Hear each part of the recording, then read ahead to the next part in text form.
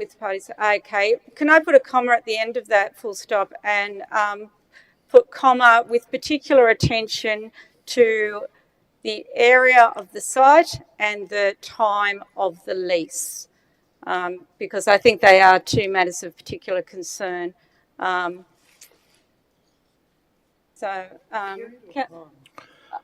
Period of the lease. Councillor Castles, if you're happy to second that. Thank you, Mr. Mayor. Sorry, Councillor McGregor. I've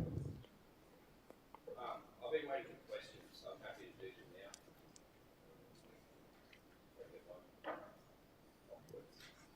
now. Yep, that's up. It's on now. Thank you, Mr. Mayor. Look, I've got a series of questions, so I'd seek your indulgence in asking that. The first question would be to the CEO through you, Mr. Mayor. What, in regards to the lease, what are the things that we're looking for with the lease? What are the red lines? What are the parameters for the lease? What would you see as being favourable or unfavourable terms? Could you provide some response to that question, please? Look, can I start by being clear how this process would work? Our professional staff, in conjunction with professional officers, would undertake the negotiations, and I would review that work, and I would ultimately sign off on that work, whether it was coming via a report back to council or whether it was being signed off by myself. So I think it needs to be clear that I wouldn't be directly involved in the negotiations, and that's just a quality control and supervision type situation. So the closer you get to being the negotiator, the more likely you are to not being able to have that dispassionate review. Obviously, the critical questions for council and things that I would not be considering to be appropriate would be if council had to do under delegation, if council was being requested or required to put any investment in. We're looking at this stage at a ground lease only, where the improvements and the investment would be done by the third party, by the lessee. That's the reason why the reasonably extensive period of the lease is being considered, because they would be spending several millions of dollars on constructing assets on the site.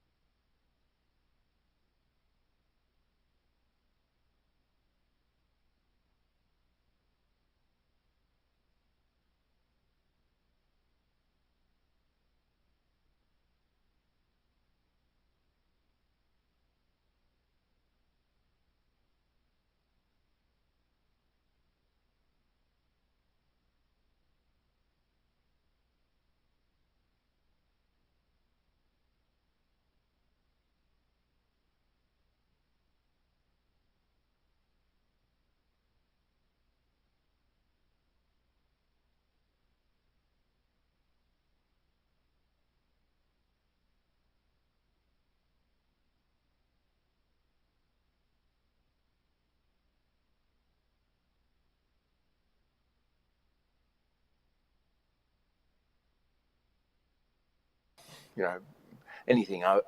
There may be certain things that we might need to do in terms of some basic infrastructure, but I would be, under six figures we'd be looking at. We might have to do something in terms of paths or access, but essentially I'm not talking about us providing upgrades to water or power or as I said, I've seen proposals, not anything like this, but with of a similar nature, where they want the council to come in and build the infrastructure for them, and then you're left with a piece of infrastructure that is only useful to them, and that doesn't fall apart. The basic position on this is it's a ground lease only, little to no risk for council. If council is taking risk in this space, then that shouldn't be something that the CEO should be determined. It really should be a decision of the elected reps. So given the sort of phase of this that we're at now, we don't have any real true indication of costs or likely costs or anything like that. That's all up in the air at this stage, depending on the lease and the different proposals from the group or from the council in negotiations. Is that what we're hearing? Yeah, essentially at this point in time, what we're seeking to do, they have some time ago responded to an open market invitation to respond via an AOI process with a third party who we commissioned, along with a number of other operators or various types. They were clearly one of the better proposals from a quality of proposal and from an outcome that we were seeking in terms of employment, activity, higher order jobs, and I guess employment per square metre of site. But we haven't negotiated, and this is haven't done any formal negotiations, and that's why the recommendation talks about entering into negotiations. All right. So, given the knowledge that we have, has there been any look at the impact on homes and businesses in the area, the Warnervale area itself, or the Greater Central Coast, if they were to set up operations there? And do we have any clarity over what operations may or may not be part of the lease? My understanding is it's standard aviation proposals, and they have to take off and land within the same flight paths as all the other aviation activities. There's a series of defined flight paths that are already in place, and they'd be required to follow those same flight paths as all the other aviation activities. So that brings me to my next question around current and potential future users, particularly given the context of the mooted airport master plan. What have we looked at the impacts on the current users of the site and also potential future ones with the master plan or any other proposals with the council? We've had our preliminary look at the master plan. There's still some pieces of information to come forward and to finalise the document, but nothing in the current proposal compromises in any way the master plan as will be presented to council. And would any current users of the airport site, or indeed the community more broadly, be consulted around this lease or this proposal should it go ahead? The consultation process would be through the development application process, where there'd be formal opportunities for the community to comment on that via the DA process. So it'd be the community consultation will be through the DA process alone. There wouldn't be any on the actual proposal, aside from a DA to say build a place for the helicopters to land or anything like that. Is that what you're saying? There has, yes, and the construction of the area, but there has been significant community consultation on the draft master plan that was out. So there was a significant piece of community consultation that has been done over the last 12 months in regard to the master plan, which is coming to council in February. Okay, and the community speaker mentioned around the questions around the location of the site, whether it should be further north for the helicopters to land. I think it was what he was saying to us.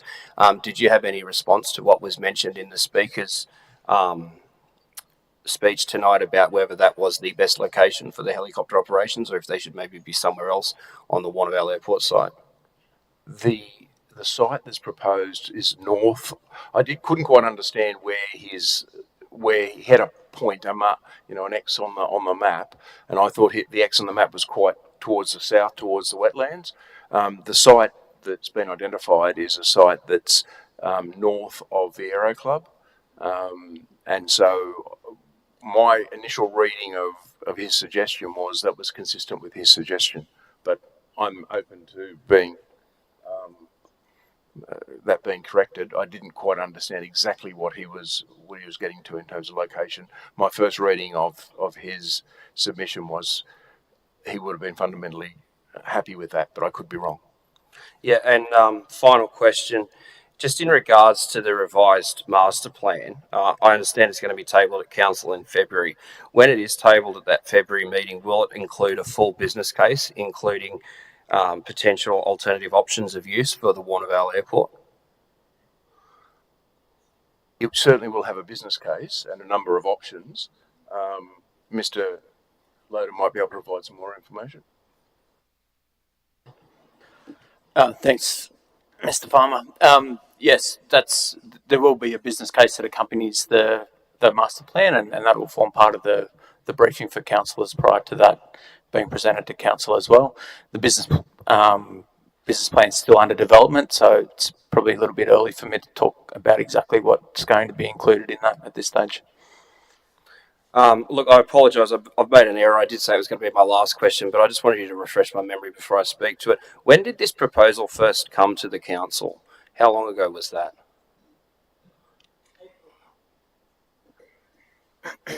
I don't know when it first came to council. This current proposal that we have, I believe, was submitted on around the 25th of October.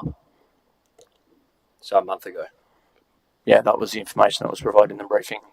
That's my understanding. But they did contact our agents during the expression of interest process when there was market sounding done. So they and a number of operators were engaging with our agents 12 months or more ago. I certainly, the first time I had seen anything was a couple of weeks ago. Oh, well, in October, so maybe a month ago. I rise to speak in favour of the amendment from Councillors Smith and Castles. And I thank you, Mr Mayor and CEO, for responding to some of those questions. They are the kind of questions that I would have asked in the briefing that we had this afternoon. I would note and put it on the public record that briefing went for approximately 30 minutes and a proposal which is unfunded, uncosted, has potentially multi-decade impact on this council and our community, I believe warrants more than a 30-minute briefing, 1 month at least, if not more, after you're aware of the proposal. A briefing particularly that wasn't going to be had until I requested it. We were going to be hearing about some purchases around a road down south, which is, whilst important, not as regionally strategic or as important to the people of the Wyong ward and the Budgie wards as this airport is. Councillors, I ask you to support the amendment from Smith and Castles, which is in front of you today. And I also ask yourself and those behind me in the gallery, how could you possibly vote for a lease to give full delegation carte blanche for someone to negotiate, to finalise, to execute this lease without knowing what's in it? Would you sign up for a lease for your house or your car or a boat or some sort of other significant purchase and have a third party negotiate it for you with no knowledge of the economic impact on your own personal finances? Because I certainly don't want to impose that cost on our residents and ratepayers. Would you enter into that situation having no idea what it actually says? And that's effectively what the original resolution was doing. It's important when we're in this chamber that we make decisions that are cogent, that are evidence-based, that follow a very rigorous governance process. And in my mind, it's quite important that the aspects covered off in point 2 and 3 of the amendment from the councillors in front of us are part of this. We shouldn't, particularly given that we have a public improvement order, we should not be making things that have potentially major budgetary considerations for the short term and the long term financial plan and beyond that. Now, we're hearing about a multi-decade lease for something. The lease may in fact be less than that. We have no idea because we don't know the terms of the lease. We haven't seen it. We haven't even given direction. We're supposed to be the governing board here, and we haven't even decided to give them direction about what we want in and what we don't want in the lease. And the most infuriating and disgusting thing for many, which explains the reputation of this council out in our community, is that the community doesn't get any say. Because if you listen to the responses, the community might be able to have a say over a DA to put some sort of landing apparatus, for lack of a better word, it's probably not the right term, but a strip or a thing there. But they're not getting asked about the proposal beyond that. They're not getting asked about the contract. They're not getting asked about whether they want this or alternative uses for it. The employment studies have been done that show that the best use and return on investment for that site is to have high-paying, high-quality industrial jobs, the jobs of the future, investing in robotics, manufacturing, those kind of things. Now, granted, if our community does not want that, fair enough. But we should be looking at these proposals with context. We should be looking at them with looking at the overall impact about what is the highest value and best use. I also want to put on the record that this proposal, although limited, does seem far superior to other ones which have been mooted for this site in regards to aviation. It is the first one that I've seen over the last 7 years that actually seems feasible rather than intriguing, to use euphemistic language, to comply with the arcane rules of this place. Now, Thanks, Councillor. I've still got a minute 8. Oh, sorry. Now, I also want to draw people's attention to point 3 there, where it says WES. That's the Wyong Employment Zone. Most of our employment land, the land that's zoned for employment and business on the Central Coast in the Warnervale area, is unusable. A lot of it is tied up with ecological constraints. There's proposals for housing and other things to go in there. Now, we need to diversify our region's economy, and that should be something that the Economic Committee is looking at. And to develop the WES in its intended state, and to get the best value for our residents, to get those high-paying, high-quality jobs and businesses up here, we need to take a holistic look at it and look at how we can maximise the return there. And we also have other employment land in the south, so it's not like the south just misses out. They've got the Erina to Summersby corridor. But we need to actually be serious about attracting investment. Now, Councillor McWade said that we should be open for business. I'm all for being open for business if we get the right businesses here and we do what we can to support them, rather than favouring particular businesses for whatever reason, unless the stats and the evidence match up. So we should have more consultation on this, we should have more due diligence, and we should have more information.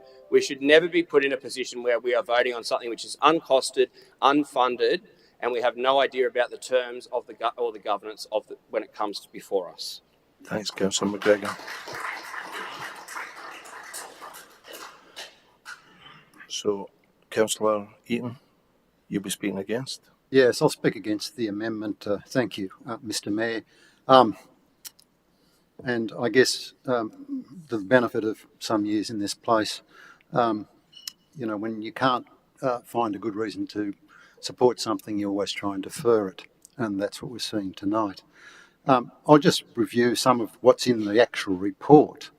And that is that if the decision isn't made tonight, then there's a real risk that this business will go to Victoria, to Avalon. That's a risk that I don't think we need to take. The report also says that they've done some surveys and 65% of the people are in favour of the airport, that out of the two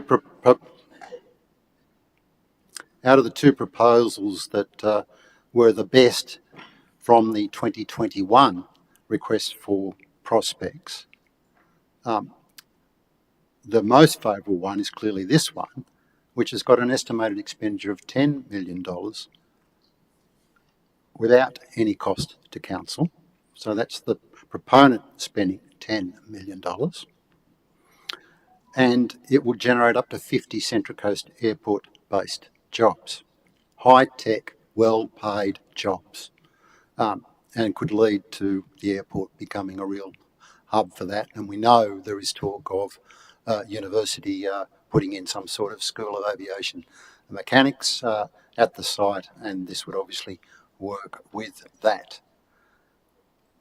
The only issue seems to be that some councillors don't trust our CEO. I think that's a slight on him. I'm certainly prepared to trust him. Because in the end, what are we risking here? What are we risking here? We are risking the $10 million of investment and the 50 jobs, and set that against the proposed... Councillor Neal? Councillor Eaton, speaking, has suggested that our motivations are contrary to what we've stated. And I find it extremely offensive. He's in breach of the Code of Conduct. I ask him to withdraw and ask that you report him to the Department of Local Government. Councillor Eaton, will you withdraw those statements?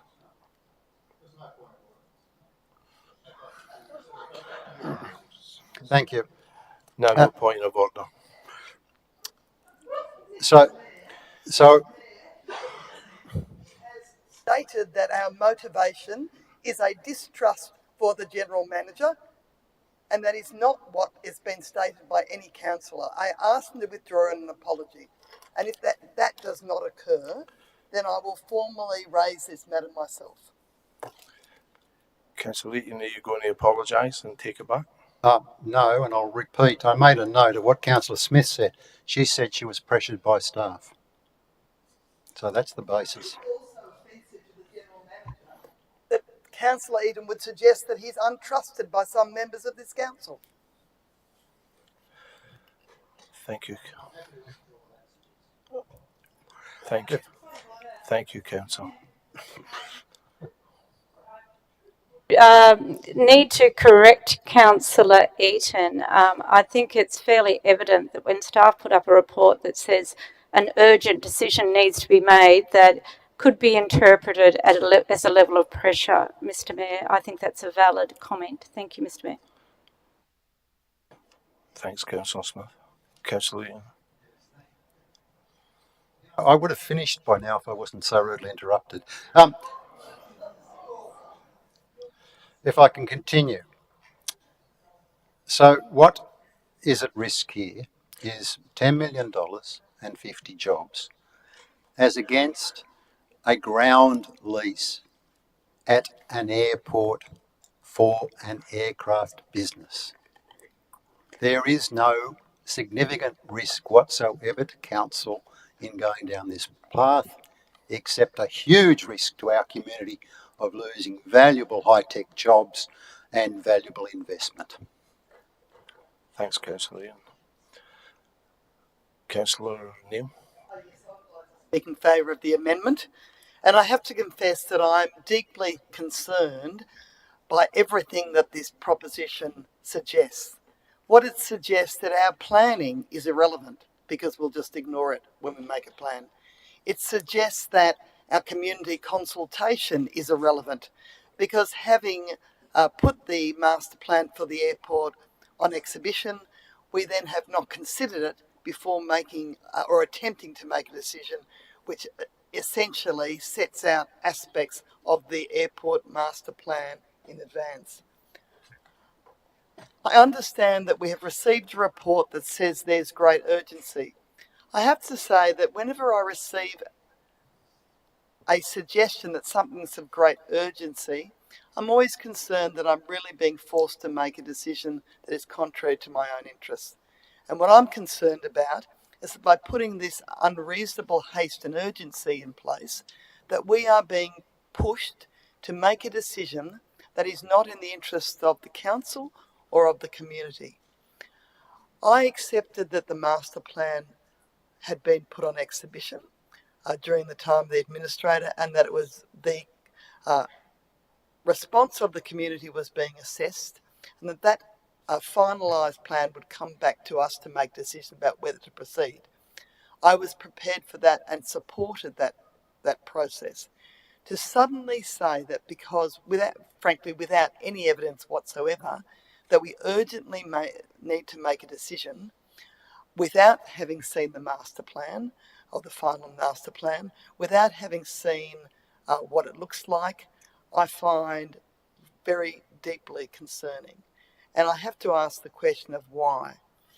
The truth is that there is very little that's going to happen between now, the end of November, and the time that we consider the master plan. The idea that they were waiting urgently to rush on and immediately build millions of dollars worth of infrastructure and to employ large numbers of people, I would suggest in the period between the end of November and early February is highly unlikely. I think we need to take a breath. I understand that Councillor Eaton and his other followers or his supporters are concerned about the airport, and I understand why. It's an important issue. We all consider it very important, and we feel that it should be considered in a careful way, in due course, using the correct processes. And we all know deep down inside that the right process is we wait for the master plan to come before us, we properly evaluate it, we then make a decision, and based on that plan being adopted, we then assess propositions that come before us. That's the right order. That's the way we make good decisions. That's the way we ensure that the airport is an asset that grows in value over time and is not compromised by a forced decision in the way that this is being done. I implore you, those who are supporters of the airport, not to compromise the integrity of the master plan, not to compromise the integrity of the feedback that we've received from the community, and that we ensure that we assess this proposition when we know things like how much money are they intending to invest, what are they actually going to do, and not just based on some general advice, but a proposition that's supported by evidence. I think that we were told during the briefing that to carry out a preliminary due diligence to ensure that the proponent is capable of delivering on the sort of proposal they're putting forward would take some weeks. I'd suggest to you that if we authorise the General Manager to proceed further and undertake that due diligence, that we can be in a very good position to, one, deal with the master plan and deal with a detailed, careful proposition which is backed up by a due diligence being done in relation to the proponent by the General Manager and his staff. Thanks, Councillor Neal. Councillor Castles. Elapsed for the debate of this item. I have no evidence of it. We'll let the last speaker, then we'll put it. Okay, thank you. Yes, I'd just like to speak very briefly to this as the seconder of the amendment. It's very clear to me that we simply do not have enough information before us at this stage. We were all elected, at least I certainly know that I was, to be transparent, to be accountable to the community, to listen to the community, and act in good faith in this council. I know that, we still haven't seen, I asked questions a few weeks ago when we would be seeing the master plan. We haven't seen that yet. It's clear to me that this is a jump in the middle of a process which is already happening, that is not a good process. We need to actually support this amendment quite clearly to show the community, to show that we know how to work effectively by being accountable, diligent, and making sure that we all work together to achieve a brilliant outcome here rather than some half-baked outcome which is only going to prove disastrous for our community, for our council, and I dread to think how it will end up. Thank you. Thanks, Councillor Castles. I now put all those in favour of the amendment of Councillor Smith. Councillor McGregor, Councillor Castles, Councillor Crowley, Councillor Walsh, Councillor Neal, Councillor Smith, Councillor Lamont. All those against? Councillor McKenna, Councillor Mullen, Councillor Daniels, Councillor Eaton, Councillor Stanton, Councillor Wright, Councillor McNamara, Councillor McQuaid. So the amendment's down. And Councillor McNamara's motion. Yeah, back to the original motion. I'll cede my time to Councillor Eaton for a small amendment and a discussion. Thank you. I suggested suggested a variation to the motion, which is there now, which would be point 3. So, councillors, you can see that the words are that 7 days prior to the Chief Executive executing a lease, he provides a copy of such lease to the council and a summary due diligence report. So, councillors, this is an attempt to come some way.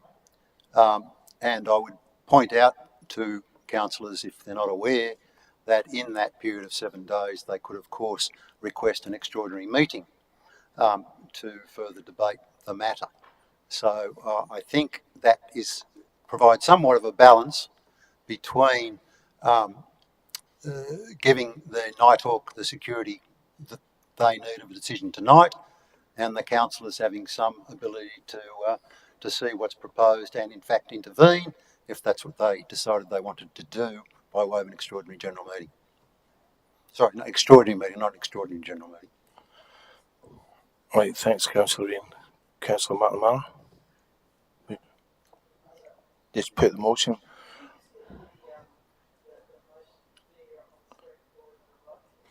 Yep. Yeah. Is that, Councillor Eaton, is that okay now? That's correct, thank you.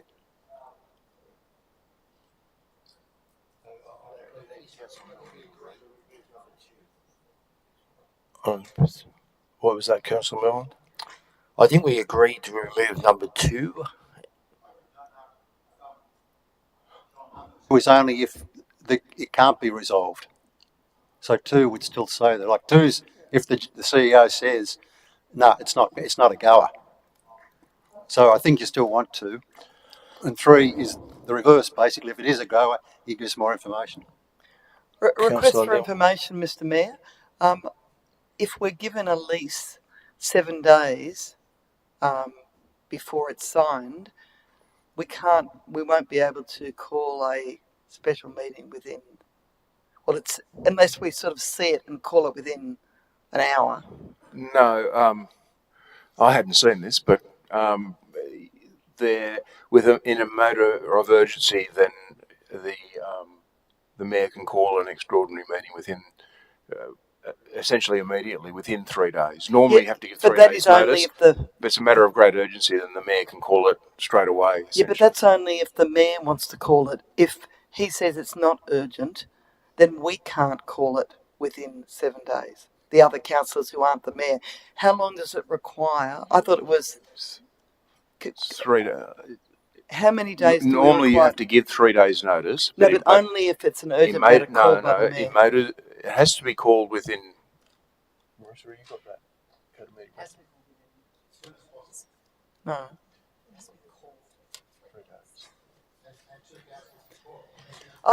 I think I'd rather rely on the advice of the staff. Yeah, it's 3 days. Rather than your Go to extra. advice. No, it's just that you have a conflict of interest.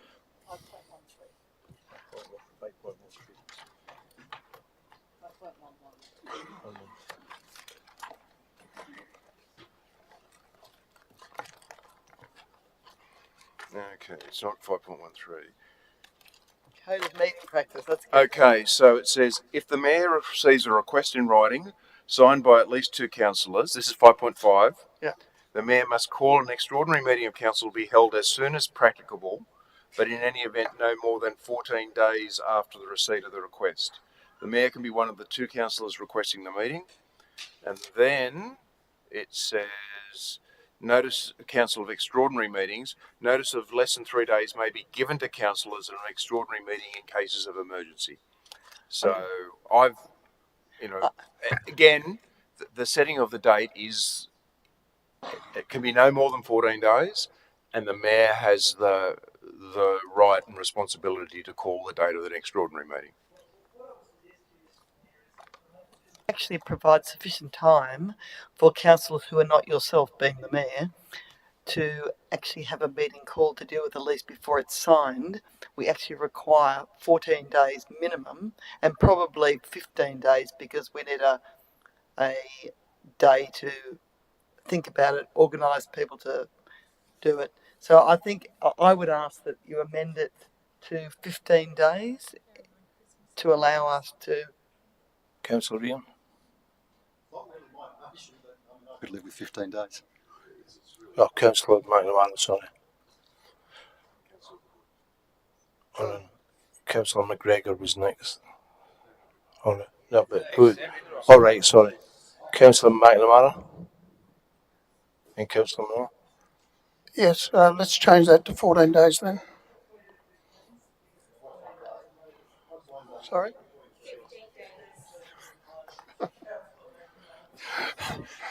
Let's change point 3 to 15 days. Thank you. Thank you. Councillor McGregor. Oh, it's there. You just gave in for 15, Councillor McGregor.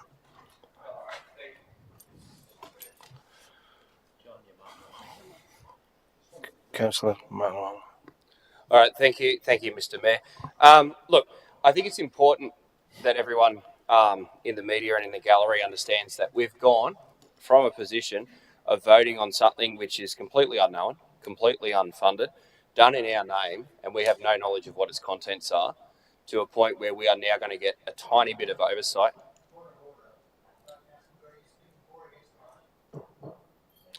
I haven't said yet. For It's Doug's rules. Doug's council, Doug's rules. Now come on, settle down. I haven't made a point of order tonight. No point in it, just can you carry on and we'll get on to the vote. Thanks. All right, so the substance is what I said, the distraction is what he said. So for those watching behind us, we've gone for a position of voting on something while we have a PIO on, which is unfunded, we've got no knowledge of its contents, we've given no direction over what's happening with it, and we have no idea of its impact on our community, and we're still at this point, unfortunately, not allowing our community to have any say on it, to a point where we have a modicum of oversight with this. 15 days prior, we might get a little bit of a look at it. Not before, not later on. So that's the kind of decisions on the fly that are being made here. And what we've seen with this resolution, the way it's been changed here, to use the Tell Council parlance, the motion's been hijacked.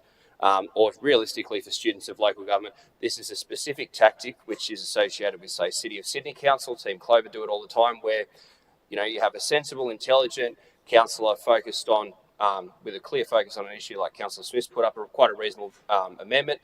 It gets voted down, and then part of the substance of that gets incorporated into the original amendment, and basically you get someone else riding off into the sunset taking the credit for it. So, well played.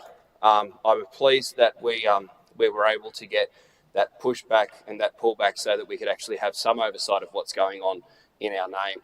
Because I, for one, feel a little bit uncomfortable about just potentially handing over millions of dollars for decades without having any knowledge of what's actually going on. I don't like to just give people a blank check. That was the word that was used in the briefing to refer to what another councillor said. So I'm pleased we haven't given an entirely blank check, that we will at least see what's there at some point beforehand, at this point, 15 days prior. But further to that, we've really got to ask ourselves, is this what we expect? Is this best practice when it comes to government? Is this the best due diligence we can have? If the applicant, this Nighthawk business, is watching this, and I was them, I'd be thinking, well, what are these guys up to? How's this going on?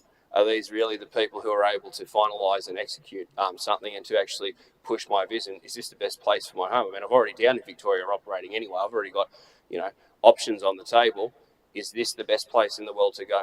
We need to be able to provide to people some surety. We need to be able to show people that this new council is serious and that it's interested in doing more than just playing petty political games and party politics through stealth with a right-wing elite who vote together in unison on block, as you saw them standing there on the floor determining what was going to happen. And obviously we're subject to whatever they decide because it happens in our name, regardless, because it's a body of 15. So, did you have a point of order, Councillor Wright? Councillor McGregor knows that comment's inappropriate and he should withdraw. Which comment specifically? That's inappropriate.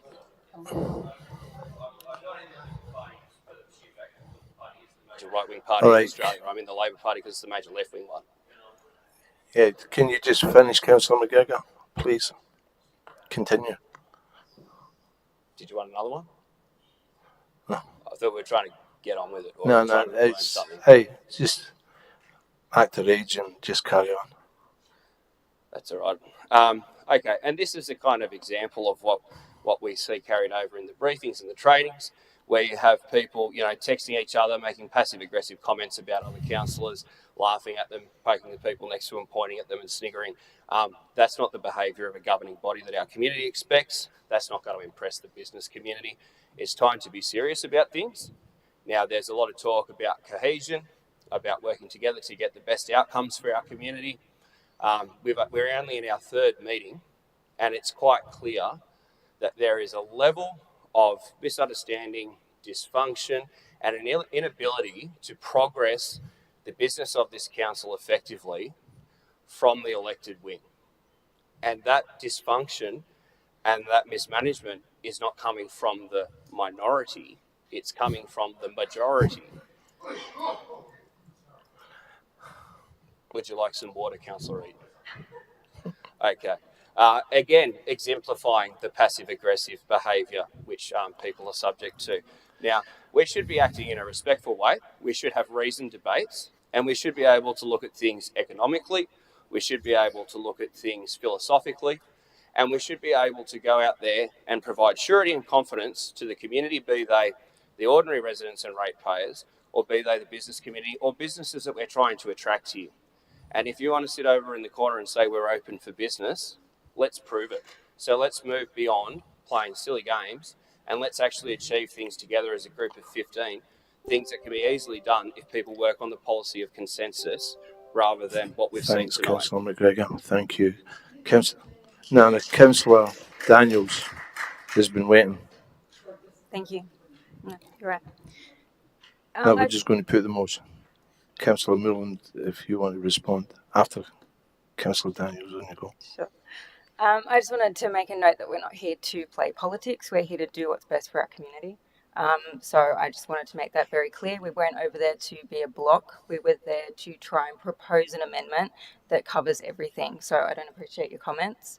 I would also like to put potential change forward that instead of it having that 15 days, that perhaps it could change to say with at least 15 days. So if the information is available prior, we could get it earlier.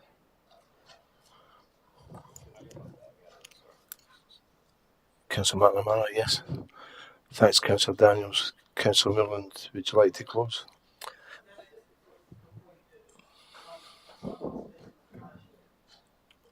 Yeah. I just wanted to seek some information from the General Manager through you, Mr Mayor. In earlier answering questions to Councillor McGregor, the General Manager suggested that he wouldn't spend more than six figures in terms of providing for what was required from the lease. So that's $999,999. Mr General Manager, can you explain how that sort of expenditure on facilitating this lease fits in with the improvement order, and whether we should take care and request the Department of Local Government consent to this proposition before we enter into negotiations for a lease? This would be done essentially because there's a ground lease. When I talked about that sort of money, there may be nothing. Clearly there'll be some small amounts of legal fees. We've got a legal budget. We've also got, I think you saw reserve funds for the airport in the briefing this afternoon. So I don't believe that any money that would be spent would be outside that. There would be a net, it would be a net positive. If a lease is able to be satisfactorily entered into, even if council had to spend a very small amount of money, because I wouldn't agree to anything significant, it would still be a net positive to the council, because we're talking about over the life of the sort of lease we're contemplating, multi-millions of dollars of net income to the council. Could you please define significant? What are you talking about? When you said I would not spend a significant amount of money, how much is significant? I've got no idea, but all I'm saying is there might be signage. I've got no idea what that might be. My expectation would be there would be nothing. It's a ground lease and there would just be legals. But what I'm not going to say is there would be nothing, and then all of a sudden I've told you there's nothing, and all of a sudden in the deal there's a $10,000 cost to do something. So I was just being, I guess, cautious in my words by not saying there wouldn't be anything. But as I said, an agreement like this, I would anticipate that there would be, significant millions of dollars net to council, because essentially it's a ground lease. The intention is a ground lease with the expenditure of any assets on that site to be provided by the lessee. So just to make absolutely clear, you don't not believe, your advice is that the council does not have to seek the consent of the department in relation to entering into a lease with regard to the improvement order? I don't believe so, and I don't believe that, and I have no reason to believe that there would be any net expenditure by council on this proposal, but I just didn't want to say that there was going to be nothing in case in this process something came up. That's all. Thank you. Councillor McNamara, would you like to close? Just put the motion, thank you. All those in favour? Councillor McKenna, Councillor Mullen, Councillor Daniels, Councillor Eaton, Councillor Stanton, Councillor Wright, Councillor McNamara, Councillor McWade. All those against? Councillor McGregor, Councillor Castles, Councillor Crowley, Councillor Walsh, Councillor Neal, Councillor Smith, Councillor Lamont.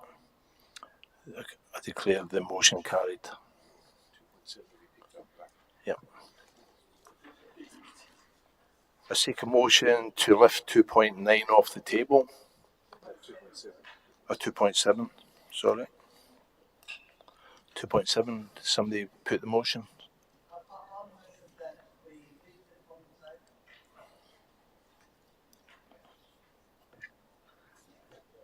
It's red. Yeah, sorry. I move that item 2.7, previously laid on the table by Councillor Eaton, be lifted off the table. Thank you. Can I have a second? I move the motion as amended by my changes. Who was the seconder? Yes, I moved it already, but I'm just reminding him. Who was the second? The seconder was Councillor Walsh. Right. Anybody going to speak? Councillor Ian? Somebody, Councillor Daniels, can you put, just... I'd move the amendment being the staff recommendation and the staff version.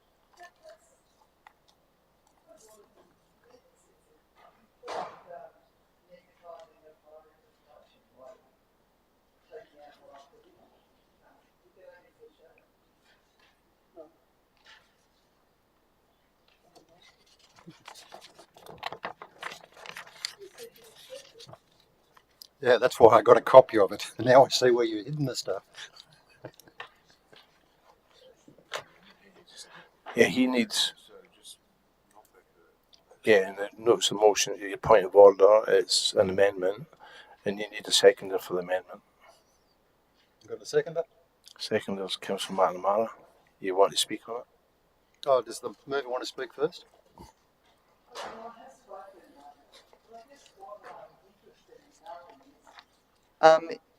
You reinserted a term that said that we had to restore dignity to this council chamber.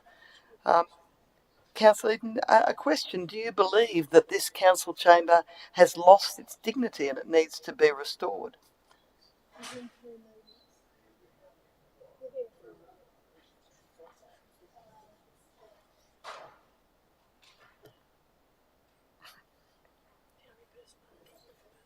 Sorry, Councillor Neil. Councillor Ian. Would you like me to repeat it, Councillor? Councillor Neil, could you put off your mic, please? So in terms of the amendment, my objections are to the two large red paragraphs, one now in the middle of page 3 and the one at the end of page 4. The minor amendments, transparency, etc., I don't have a problem with, but it's simpler, easier to just leave it the way it was.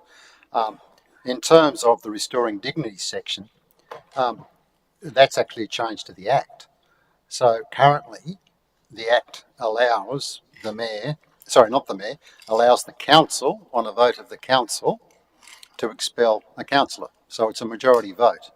This actually would be a change to the Act to take it to 75%.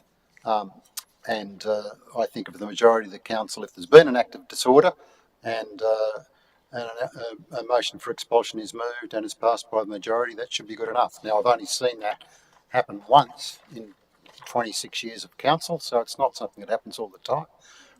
I think It's the markup, which I don't believe, maybe it has been put on my table. Is yours bigger than mine? I can hardly see it. Councillor Daniels, would you like to speak?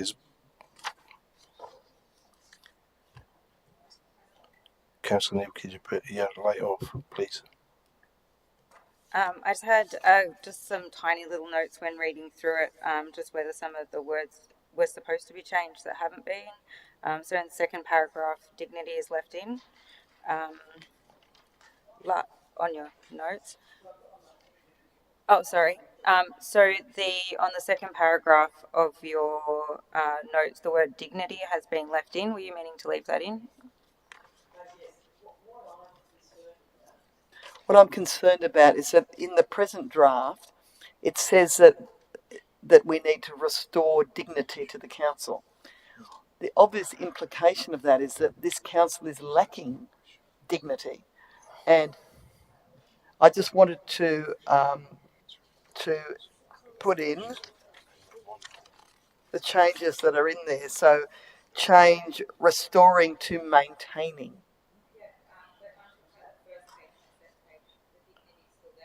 Now, dignity is meant to be there. It's that restoring is replaced by maintaining. So rather than restoring dignity, we're maintaining dignity. Now that's on page 1. No, it's again, it's written both times.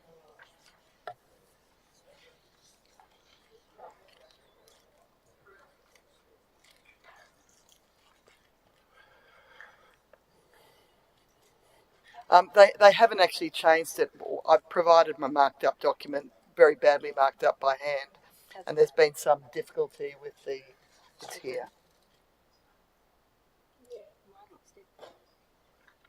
So I was talking about that one. Yeah, so this one's restoring is that's what I was questioning. Should it be changed? Should be maintained. Yeah. So this one we've been provided. Should it be changed? Yes. Because they've only changed that. Yep.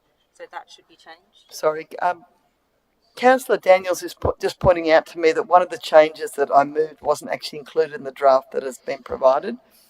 That is that the second paragraph, the second line in the second paragraph, there is a restoring, which is 3 words before the end. That restoring should be replaced with maintaining.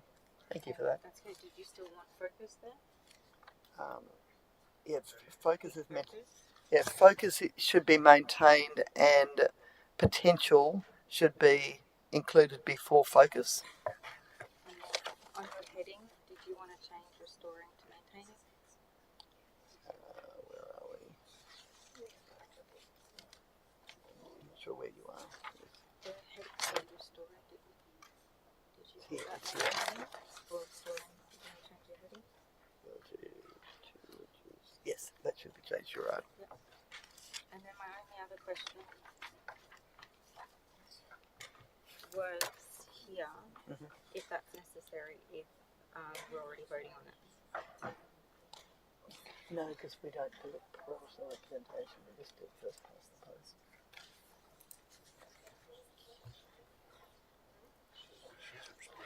I'm sorry, Mr. Mayor. We were just clarifying my amendments. Yeah, it's okay. Yes. So just if you, the only other change to the one which I raised with you just then, Mr. Mayor, is that the heading on page 3, where the heading says restoring dignity, that restoring should be maintaining. Right. Okay, thank you. Councillor Daniels, are you finished? Councillor Castles. We're working. Yes, look, I just wanted to make a quick comment acknowledging I guess, concerns that Councillor Eaton mentioned, saying that it was basically, I think it's the part about expulsion of councillors, and that, this basically apparently goes against, I think Mr. mentioned the Local Government Act. I think in this situation, basically what we're doing is we're putting forward a submission to this particular matter around the code of conduct framework. So really, I think it's quite reasonable to include things that we believe would be a helpful way to go, and just so that they are on the record, rather than sort of, I guess, being crazily concerned, and I'm not suggesting in any way that anybody's crazy, apart from probably all of us for being here, but to be honest with you, I can see no problem with actually that statement, considering we're making a submission. It's as simple as that. We're not changing the act, we're making a submission. Thank you. Are you speaking for or against Councillor Castles? Against the amendment? No, I speak for the actual the amendments. Thank you. Yeah. Yes. Any further discussion on the amendment? Daniels? Councillor. Oh, hi. Just a question. I like everything except for the last paragraph. In my opinion, I don't believe it's necessary because all of the committees come to us to vote on to give fair representation. And I believe that all of us do try to have fair representation across the committees, and I believe that's the intention of all of us. So I don't believe that last paragraph is necessary.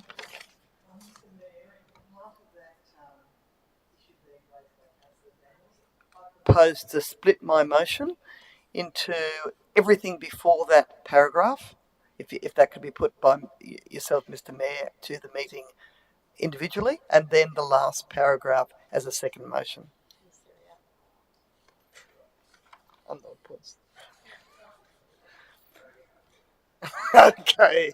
Councillor, I'll intervene because this is getting very complex and we need to know exactly what we're doing. You should, or perhaps a friend of yours, should perhaps test you've got an amendment before the floor. If somebody wants to... A motion. Yes, you do have a motion, and Councillor Eaton has an amendment. You should move a foreshadowed amendment. No, propose a foreshadowed amendment. No, I intend to amend my own motion by deleting the last paragraph. Now. Yes. And then foreshadowing, or that I will move a second. I mean, it's quite open for us to move any number of motions arising from a particular item. So delete the last paragraph, move the motion without the last paragraph, and then move the second motion with the last paragraph. Okay. Yes. So does everybody understand that? Because it's quite complicated. So what Councillor Neal, who has moved the original motion, which is this, with a couple of changes as pointed out by Councillor Daniels. Except for the last paragraph. Yes, she's moving this except for the last paragraph. And we also have an amendment put by Councillor Eaton, which is what we're going to vote on.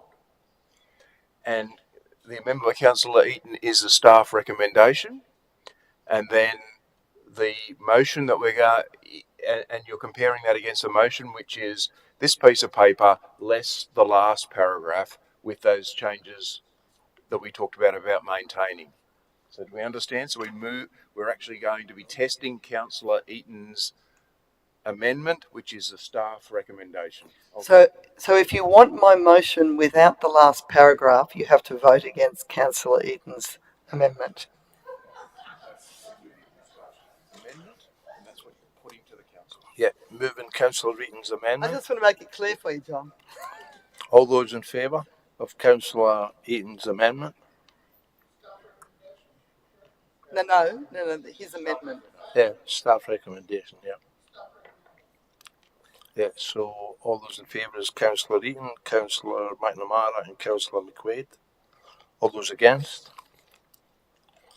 Councillor McKenna, Councillor Mullen, Councillor Daniels, Councillor McGregor, Councillor Castles, Councillor Crowley, Councillor Walsh, Councillor Neal, Councillor Smith, Councillor Lamont, Councillor Stanton, Councillor Wright.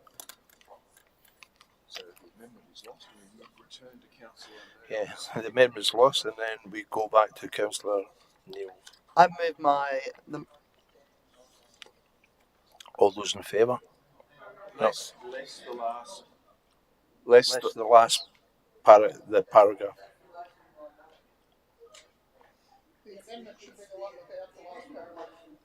was the full, then I removed the last bit. We're just wanting to So be the clear motion with moving in my the name group. is We that want to one. be clear that with Yeah. the group, which is everything except the last paragraph. I just want everybody in the room to understand what they're voting for. I was quite clear. Yes, I know. Okay. So that's right. Councillor Stanton. Before we vote, can I ask a question to Councillor Neil through the mayor? Yeah. I note that we're removing the word restore and putting in the maintain, which I support. But I just wanted to clarify that on the first page in paragraph 2, it does mention and will assist in restoring dignity to council meetings. Did you intend to change that restoring to maintain as well?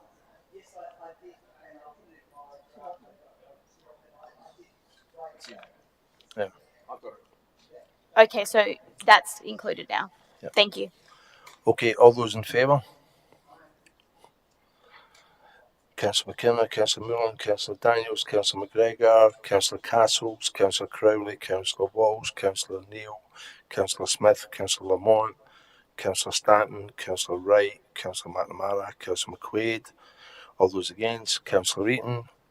The motion is carried.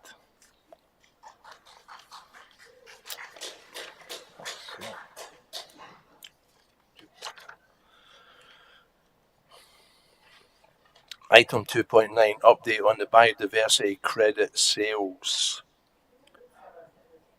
Councillor Lamont, would you want to move that? There's a couple of questions that I have through you, Mr. Mayor. Sorry? I'll move it, acknowledge it. Yep. Is that? Oh, it's just you start it. You start it. We have to move it to start. Okay, I'll move it. No. Seconder, Councillor Smith. Can I speak now? Yep. Yeah, sorry. Okay, just a couple of questions. What steps will be taken to ensure the how will the proceeds from the biodiversity credit sales be allocated, and what mechanisms are in place to ensure that the funds are reinvested in biodiversity conservation or other community-focused environmental initiatives?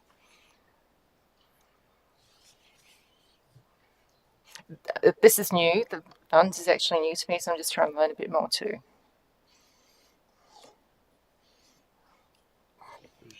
Through you, Mr. Mayor, Councillor Lamont.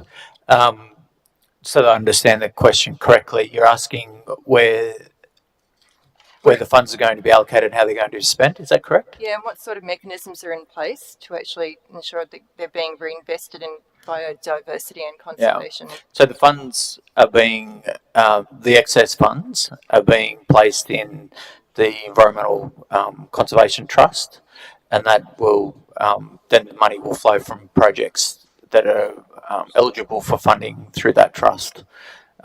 It's a restricted fund, so they'll need to be spent on those purposes. So who just, where it is actually going to be spent, who actually makes those decisions? Or what sort of mechanism have we got that decides on where it's going to be spent? Yeah, it'll largely be through council resolution, but I can get more detail on that and provide that on notice. Okay, thank you.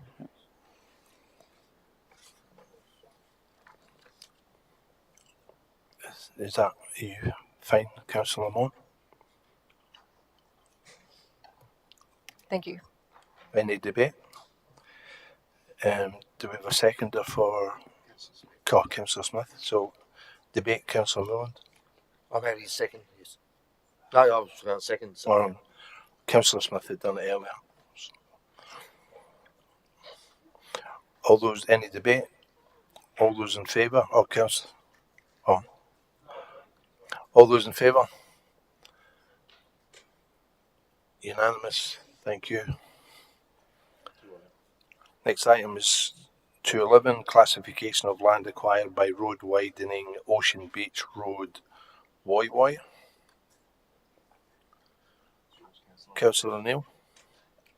Councillor Neal. Councillor Neal, are you with us? 2.11, the road widening. Questions in relation to that piece of land. I understand that it's on the one corner of the roundabout. Yeah, She's a mover. Can I have a seconder? Councillor Eaton, thank you. What I understand is that land is being purchased for the purposes of increasing the size of the roundabout, but it's only 1/4 of the roundabout. So I can't understand how it could potentially, since the roundabout is round and it's only 1/4, how it'll do it. Will you be purchasing other pieces of land? Through you, Mr. Mayor, to Councillor Neal. It's not actually to widen the roundabout. It's a significant federally funded project that's part of the $86.5 million roads package that puts in a set of signals in that particular location. And because of the location of the front wall, we've had to purchase that parcel of land, which was a council resolution on the 23rd of July this year, which we have purchased, and we had to go through a process to classify that land. So that is a council resolution to carry out those works. And this is one acquisition of that entire block, which has been purchased, and there's a number of other slivers of acquisition at the front of other properties in that vicinity as well. Thank you for clarifying that. Thank you. Any other debate? All those in favour? Unanimous. Thank you.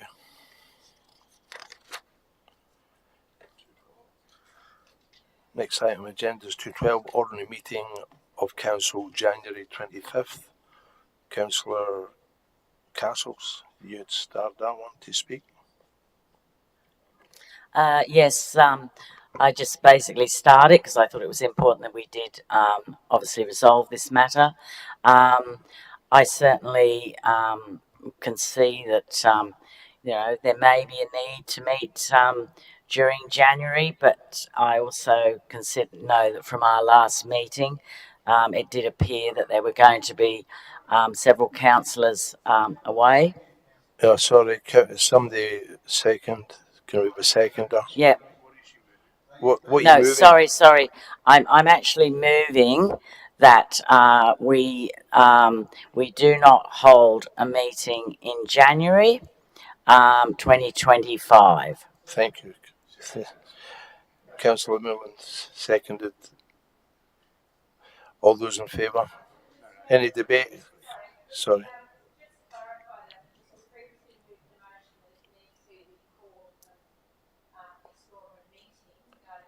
So this would be contradictory to that.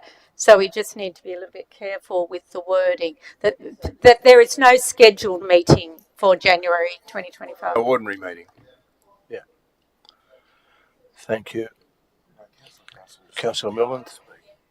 Just a question to the CEO. Are you aware of any urgent matters that need to be decided in January?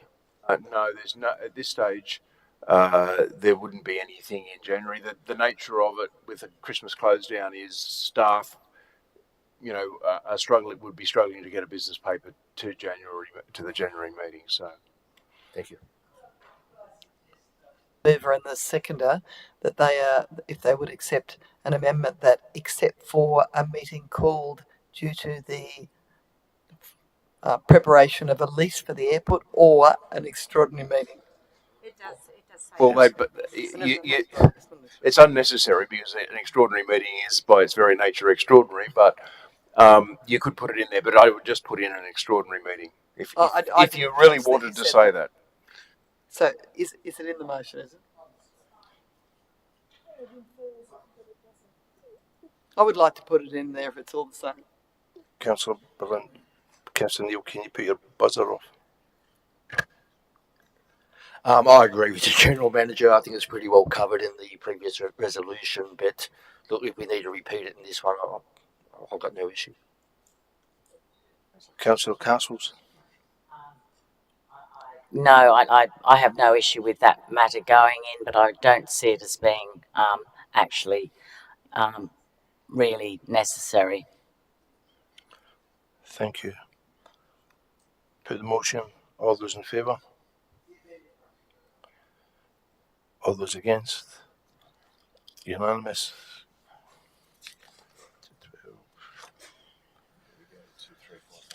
3.1. Notes of motion, Councillor Castle's review of proposed demolition of the Gosford Library.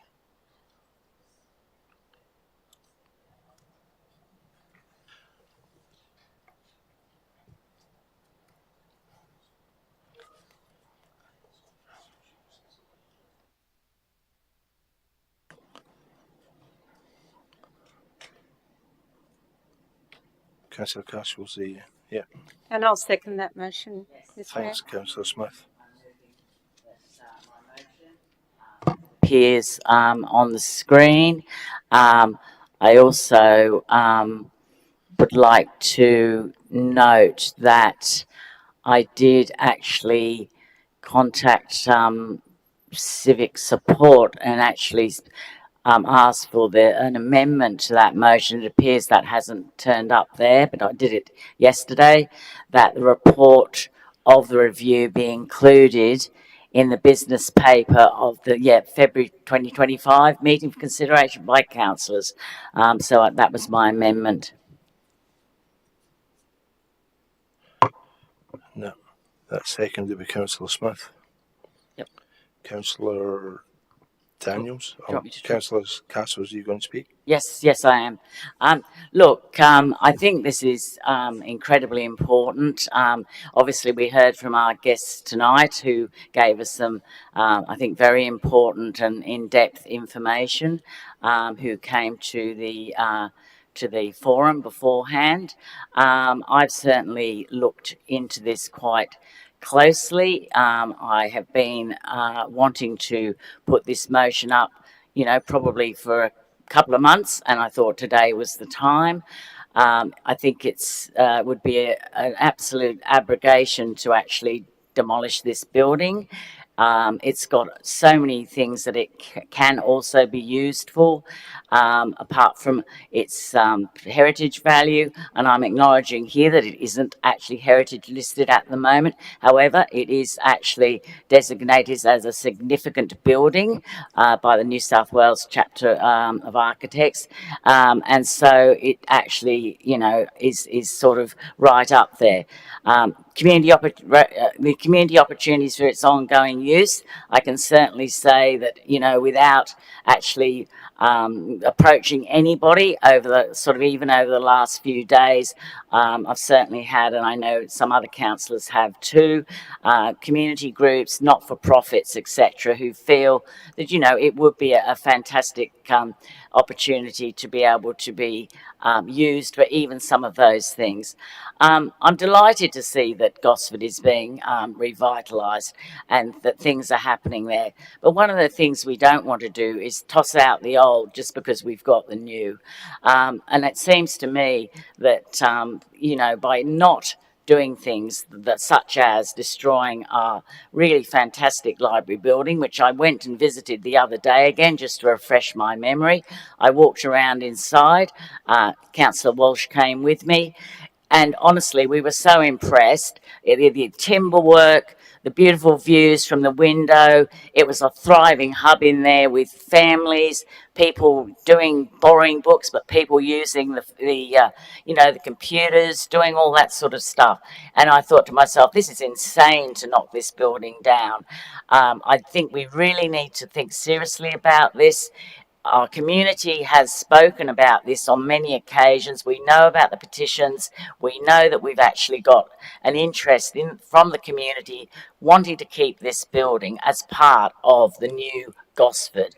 So I really urge people to actually support this motion and show that we are prepared to support our historic culture in our area and to acknowledge that we have got a rare gem in the middle of our city there, and we must polish that gem, keep that gem, and not smash it with a hammer. Thank you.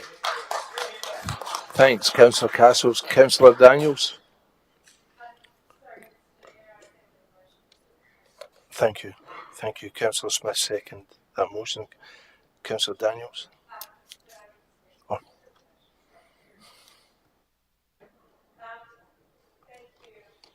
Thank you, Mr. Mayor. So, if before I do speak to this, if I could just ask Councillor Castles just a couple of minor changes to the motion, if she would accept them. If the staff could just scroll up a little bit, please. Just where it says interested councillors lead a review panel with support from relevant council officers. Oh, sorry, no, in part four, that the review includes consultation, finishing with historian Merrill Jackson, and if we could add, and accepts public submissions, so that people can write to that review panel with their views. And the second suggestion that I have, I note the CEO has provided comment in the business paper regarding this motion. I just wonder if we could also include a part that staff provide a summary of those points that the CEO has identified in the report. So potential costs to bring the building up to that standard, including, and there are 5 points there: disability access, ongoing maintenance costs, safety by design principles, heritage significance, and any other compliance or constraints. If that could be provided to that review panel, that would assist in informing what that panel might recommend. So you're accepting those, Councillor Castles? Yes, I'll accept.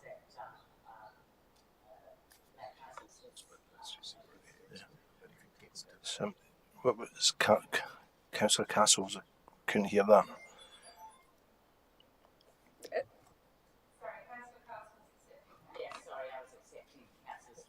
Changes. Okay, thank you.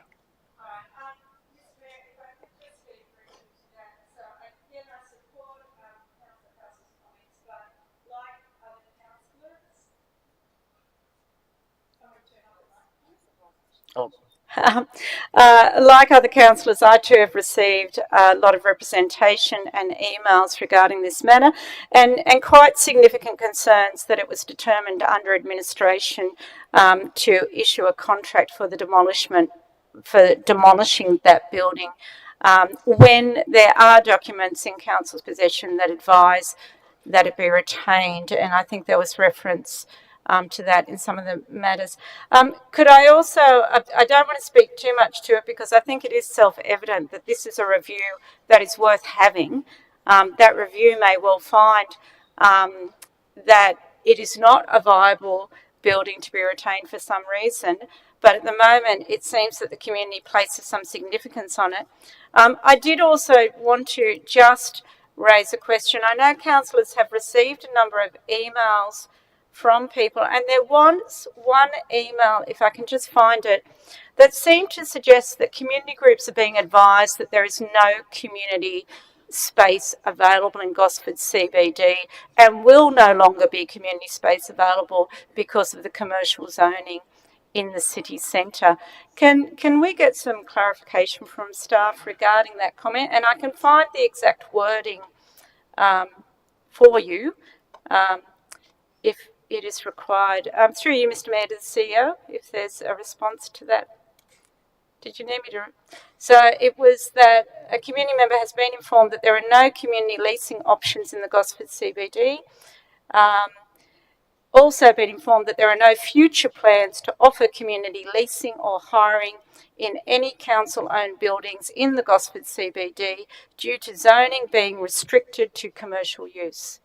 If we could just get a response to that, please. I'm not aware of anything, and I'd have to take that on notice.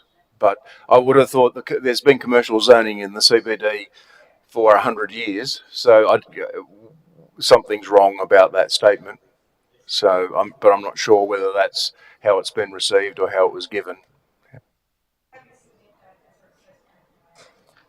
Thanks, Councillor Smith. Councillor Daniels. Yeah, just 2 questions. Just been noted that in the CEO's recommendation, there's a 2B for community opportunities for its ongoing use. Just wondering if that can be added to yours. Is it there in your one? Maybe I just can't see it. It's further down. Can the stuff scroll? Oh, okay, sorry, it was above. I couldn't see it. My only other question was if you would accept changing the month to March rather than February, just to give the staff a bit more time so that the review covers everything adequately, especially with us being closed over Christmas. Sorry, I'll swap with you if you like. Okay, all right. Look, I actually would. My preferred option is definitely to stay with February. The reason for this is that I believe that considering our meeting in February won't be till the end of February, so we're not sort of talking about beginning of February. I believe that this is really important to get this done and get this review done in a very timely manner, get the information back, and then be able to, make a decision. We're also in a situation where we do know that, it is the time is the clock is ticking. It's ticking because we know that if this building is going to be saved, and this for our community, and that's who it's for our community, then there is only a certain amount of time, because in the end, if it isn't going to be saved, the time is ticking towards it getting demolished.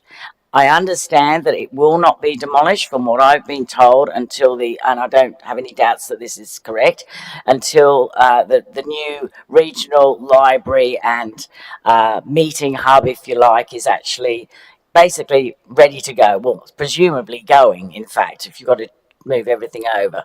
So my preference would be to remain with February, so because it is the end of February, so we have plenty of time. Clearly, if during the process we find that there may be something that's going to take a little longer, then we can review that time frame during that period, but I would stick with February. Thank you. Thanks, Councillor. Councillor Millen. Also, speaking of support of the March date as recommended by the CEO, when I have a look through those reports that need to be done, disability access, ongoing maintenance costs, safety by design principles, the heritage significance and any other compliance, I'm reminded by Councillor McGregor's earlier comments, with these really big issues, we need really good information to make decisions. And I don't want to rush this process because there's going to be a challenging decision for this council. I think 4 additional weeks, and we insist that the reports are very comprehensive, and that way council will have the right and correct and comprehensive information we need to make a decision on behalf of our community. Thank you. Thanks, Councillor Millen. So, yeah, so it's voting on.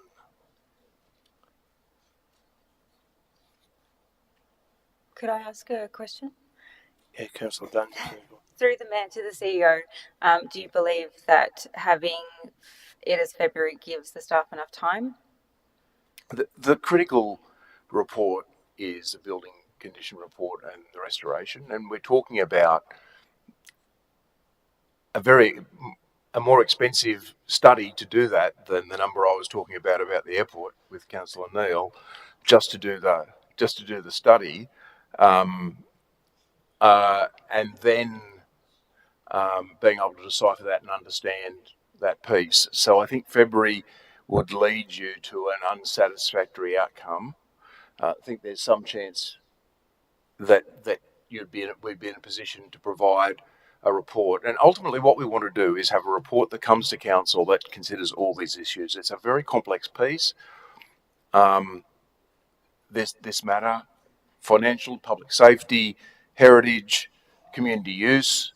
There's a range of issues that building in its current location, public use of the park versus public use of a building, that the council needs to consider and in this issue, and they need to contemplate it, and you need to make the sound decision, and ultimately the decision will be the council's, but they should be equipped with as much information in making that decision and understand what the trade-offs are, because there'll be trade-offs no matter which way that happens. Could I then please move an amendment? Yeah, Councillor Daniels. I'd like to adopt the CEO's recommendation. As an amendment?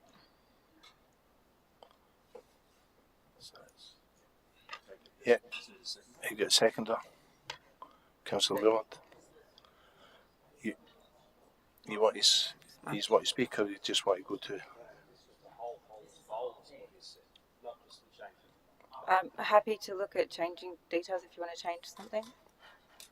Or to make the amendment yours with the new date, if that's better. So what? I just would like it to read March to give the staff enough time. Oh, sorry. Sorry, I have. Could I please suggest a further amendment, I suppose, whether the mover and the seconder would consider incorporation? I think Councillor Daniels might have already spoken to this, but I'm not sure what the answer was. Whether you would consider incorporating the CEO's recommendation of 2B and C into your amendment or into your motion, being the community opportunities and the environmental benefits of its preservation, and then also changing the date to the March. Sorry, a problem with this thing at the moment. I actually considered that the information in my motion, which actually talks about, if you go scroll up the motion at least, it talks about community opportunities for its ongoing use, heritage value, environmental benefits for its preservation. I'm not quite understanding what it is you're suggesting, Councillor Stanton, that's all. That's missing is what I'm saying. Yeah. I'm a bit confused which I'm dealing with at the moment. Because can you put your microphone off and I'll find out. Or they can't speak. Can I? This is confusing. You had a councillor here who proposed an amendment, and you had another councillor jumping over the top. The correct ruling would be to deal with the amendment proposed by Councillor Daniels rather than having this. That should be foreshadowed. Thank you. Should be the one we're talking about now. So it goes to Councillor Castles to see if she accepts or not. Yeah. So yep. Can we go back to that? So Councillor Daniels, what you're wanting, or what you're suggesting is the amendment be that the date for the review to come back is March, right? I am happy to accept that amendment.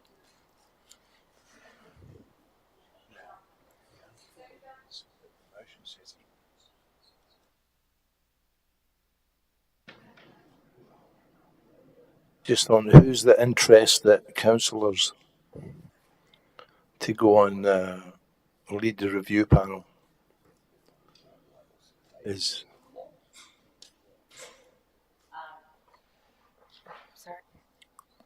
What I think would work probably well would be that we set a date for people councillors to apply to be on that panel, rather than do that tonight. So I think if we set a date for that, then that would work really, really well.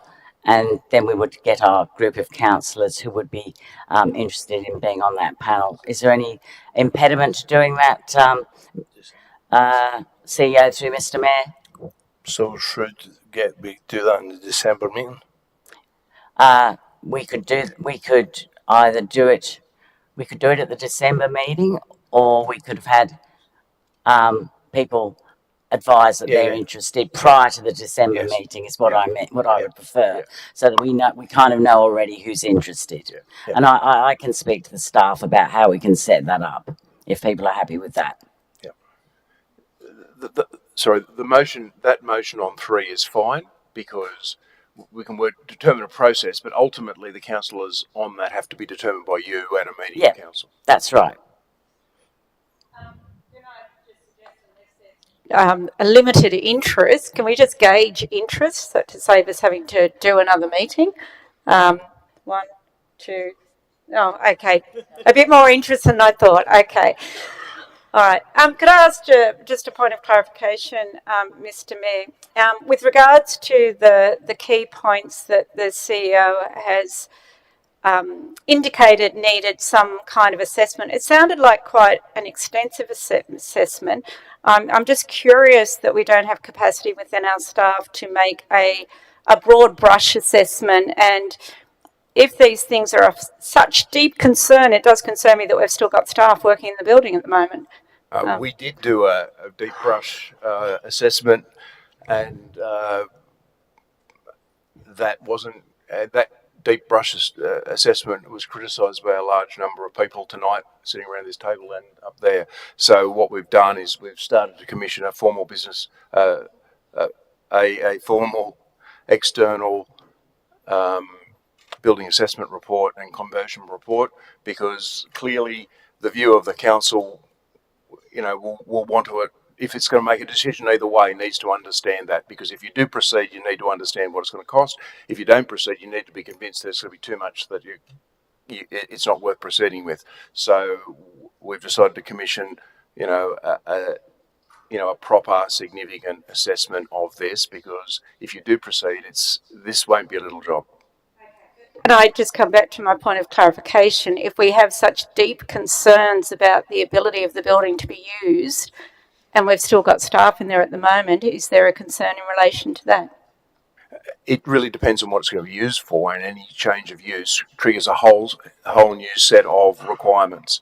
So you essentially have existing use rights, but if you want to use it for a different purpose, it will then have to meet a whole range of other. It depends on what it's to be used for. So part of that process says it may well be able to be reused in its current form for this, but if it wants to be reused for something else, so for example, the DDA, which is the Disability Discrimination Act, what do we need to do to ensure that the building is disability compliant for whatever use? So there's a range of those issues that need to be dealt with. There's hazardous substances in there. If we are going to have to make any changes to that building, what are the hazardous substances issues? How's that going to be dealt with? What's the likely cost of those things? There are some significant costs in dealing with a mid-century heritage building that people need to be aware of, and ultimately, if the council makes a decision to keep it, understand what the implications and the costs of that are going to be. All right, so sorry to take up time in a discussion, but if that is the case, is there a two-step process here for the review panel to consider potential uses and then determine whether it does need significant modification and therefore a significant study? Is there a two-step process, or did you want to go straight to getting that detailed work? Sorry, Mr. Bolgov can talk a little bit about what's been put in train. So essentially, we throw it through you, Mr. Mayor, to Councillor Smith.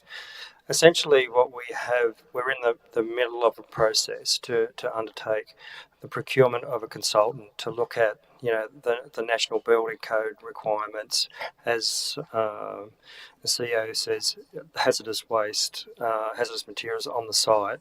So, and a number of other DDA requirements. And you're exactly right. It does depend on the use of the building. It almost is like you mentioned, a two-stage process to see if it needs to go through to, community use or commercial, because there would be different requirements for a commercial use to the community use in that particular location. So the process that we're going through is to get the indicative costs to undertake all of those reports, so we get an idea to go to the next stage, because as the CEO has mentioned, some of these reports can be in the tens, $50,000, and we're looking about 5 different reports. So we're looking at a much smaller step process to understand the full details of what needs to happen, the cost of those reports, and the indicative cost of some remedial works. That's the current process that we're undertaking.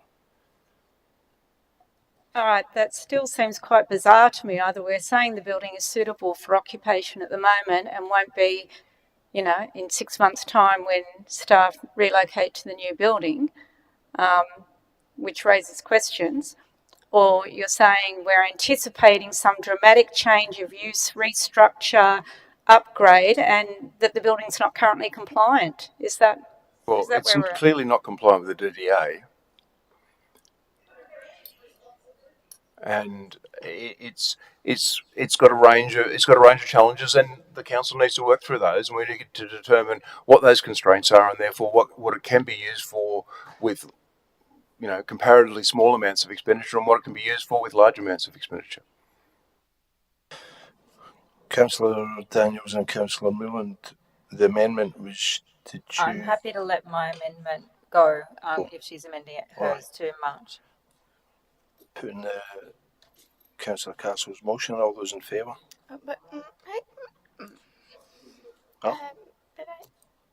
Sorry. Oh, sorry. Could we just go back a wee bit? Councillor Stanton, I never saw your buzzer on.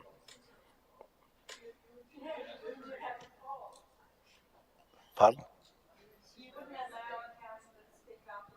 All right. Okay. Fair point. All those in favour?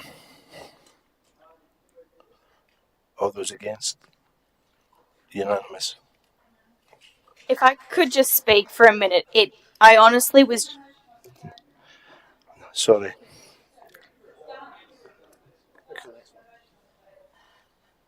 Remember that, Jan. I've definitely let everybody in this room have their turn. If I could just make one point, it was honestly just to say, to save time in future meetings, could we please try to, outside of this room on a meeting night, discuss said amendments? I note that we've received the notice of motion and there's been amendments and we've done a lot of drafting on the fly across the board today. If we could please work together outside of this chamber to save time for everybody in this room, staff, councillors and all the people watching, would be greatly appreciated. Thank you. Thanks, Councillor Stanton.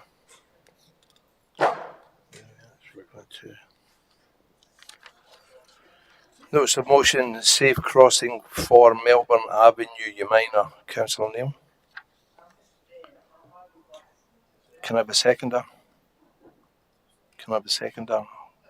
Councillor McQuaid. I would like to move the motion standing my name, but there has been, firstly, some amendments circulated, but on the advice of the Director of Infrastructure, Mr. Bolgoff, I also would like to make a further small amendment. I assume everyone's received it as circulated. It's in front of you here. The further amendment is that at the end of the first paragraph after 2U Minor Public School, it should then read, remove the full stop, and this be funded by grants of, then the 2 dot points that are below there. So just to make it clear that the funding for this proposal comes from those 2 grants rather than from any sort of general funds of the council. And I have to say, I want to particularly thank the Director for his great assistance with this matter. I couldn't have done it without him. And I hope that the problem of the money coming from council hasn't caused him too much stress this evening. This is a very important issue for the community. It's one that's been raised with me a number of times. There is a route that many young students in primary school at Umina Public travel along in order to get across a very busy road, Hobart Avenue and also Sydney Avenue. And this safety issue has been so bad that a number of young children have almost been knocked down, and I'm in great fear that if this action isn't taken to fix this road and the intersection, that the next news that we will receive is that a child has been hit and possibly severely injured or even killed. And I would certainly hate for that to happen. We have the pleasure of being here on council and making decisions that are in the benefits of the community. And I feel very strongly that this is one of those.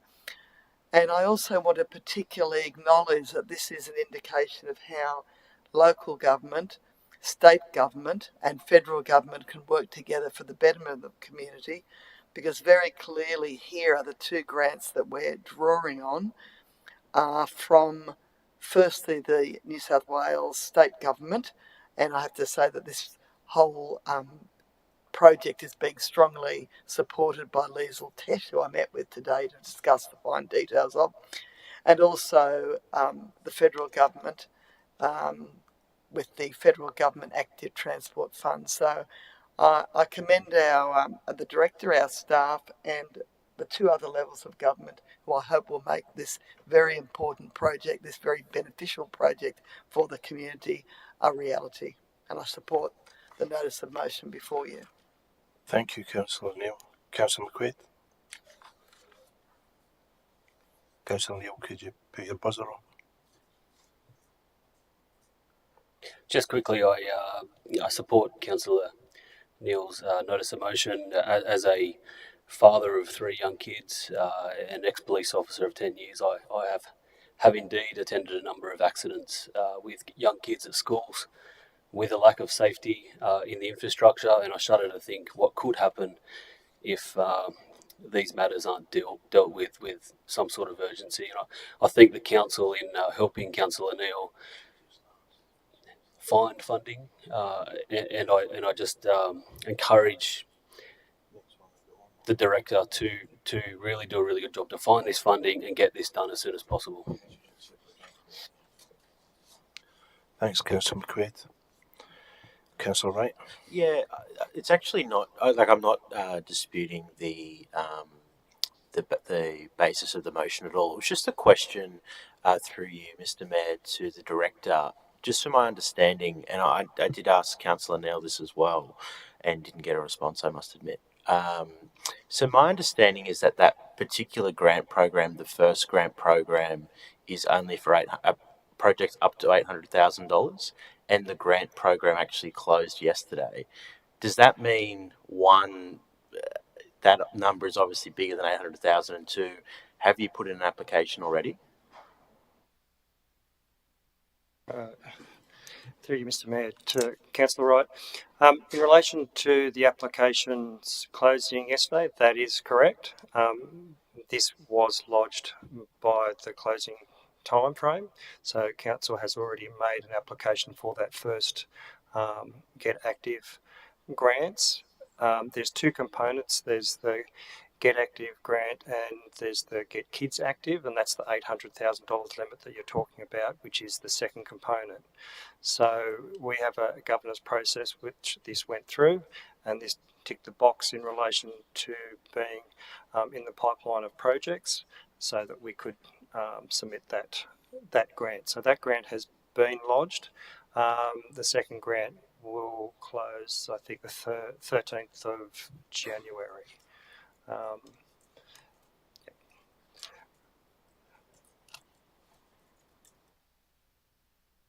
Through you, Mr. Mayor, to the director, just in regards to the project, so it has been listed on a priority list for a long time?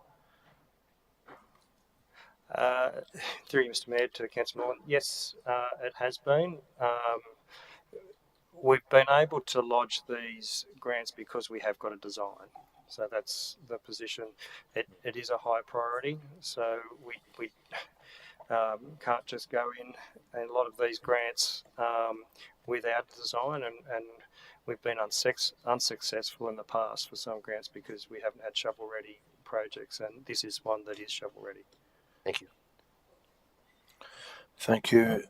Any other discussion? If not, all those in favour? All those against? It's unanimous. Thank you. Good timing. Item 3.3, notice of motion, LPP submissions policy. Councillor Reaton. Yeah, I'll move it and. Can I be a second? Councillor Millen, seconder. I'll, if I can, pass straight to the Director of Planning in terms of the CEO's response, to give his response as to the proposed notice of motion. Thank you. Councillor McGregor. Oh, you went. Just right. Sorry. Sorry. Through you, Mr. Mayor.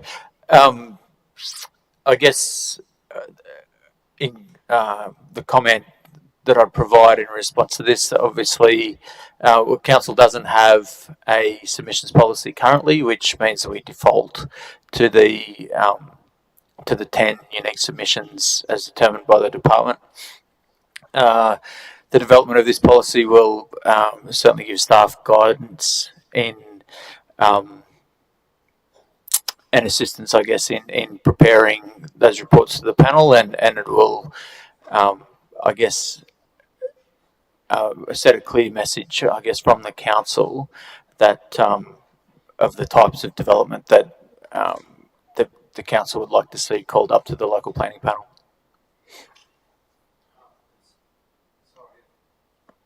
If I can also ask the director, so this is only one of a number of criteria that require matters to go to the panel. If you could maybe outline what the total of the criteria? That's correct. The submissions are only one criteria. The others relate to the value of the works associated with the development, so that won't change. This is purely in relation to the number of submissions received for an application to be called up to the panel. I'll only speak if there's opposition.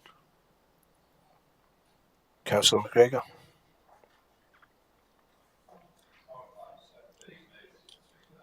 Yep. Councillor Eaton. All right, I'll be brief, Mr Mayor, as it's getting quite late. Councillors, as you've heard from Mr Loader, there is a default position that 10 unique submissions, irrespective of the otherwise merits of the application, take the application to the local planning panel. So it could literally be a granny flat or a small extension, and there's 10 submissions about a view or something like that, and then it's got to go to the panel. That seems to be a low number to me, and I note that Sydney City Council, which you would have thought was slightly more maybe vociferous in their residents, has got a figure of 25. There's in fact a number of other criteria apart from the size of the development that trigger the LPP. There's also, if there is significant variations, I think it's over 10% variation, takes it to the panel, and I think Mr Loader is nodding if I haven't taken him out of context, thank you. So this is a relatively minor change. However, one of the things that is occurring is that the referral to the LPP adds some 2 to 3 months in general to the determining of an application, and that in turn means that for some applications they ran out of their deemed refusal consent time. So the way the system works is that after 42 days, provided all the referrals, etc. are in, the applicant has a right to appeal what's called a deemed refusal to the Land Environment Court. Adding further time to that means that on balance there are some applications and some applicants who then exercise their deemed refusal right because they're frightened, with reason, that they will lose it if the matters go to the LPP. So in the end, if this is successful, there will be a slight reduction in the work of the LPP and a slight reduction in the matters of deemed refusal appeals to the Land Environment Court. And of course, the matters are still fully assessed by the staff. So it's not as though this is any shortcutting of the assessment. It simply means that on balance there's a few more done by our staff, which will improve our assessment times as a whole, and a few less done by the LPP. And it seems to me 10 to 20 is still not a large number. If there are significant objections, I don't think it's difficult to get 20. And at the end of the day, of course, even if there were a whole heap of objections, and this is where the other criteria, don't override, if the only reason it's gone to the panel is because of some objections, it otherwise complies, it's almost certain to get approved anyhow. So you're actually almost giving some people some false hope. But fundamentally, this is a very modest change that will simply do a little to improve our assessments and a little to reduce the LEP appeals. Thanks, Councillor Eaton. Councillor McGregor.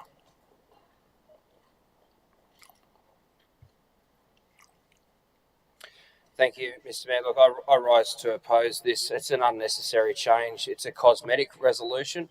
And when we talk about false hope, these are the kind of things that actually provide false hope to people around fixing the problems with the planning system. Councils often get blamed for problems with the council system. And the reality is that councils are under-resourced, particularly this council, after the administrator chose to gut the planning department and get rid of a lot of experienced people who would have been working on these assessments and speeding up time. What the conversation we should be having is around the resourcing of the planning department in this council and local councils more broadly, because the last state government took the planning powers away in terms of the approvals, but when it comes to the assessment, we still do all the work anyway. And that's something that people don't really realise. So you've got council planning staff who are working on assessment. It then goes to these external panels with representatives, particularly not so much the councillor ones, but the external ones, paid significant salaries to be on them and significant fees to be on them. So instead of looking at this ideological view of less people should have a say over what's happening in development in their area, I think we need to look at the resourcing side of it. There's a false economy in constantly blaming the council here.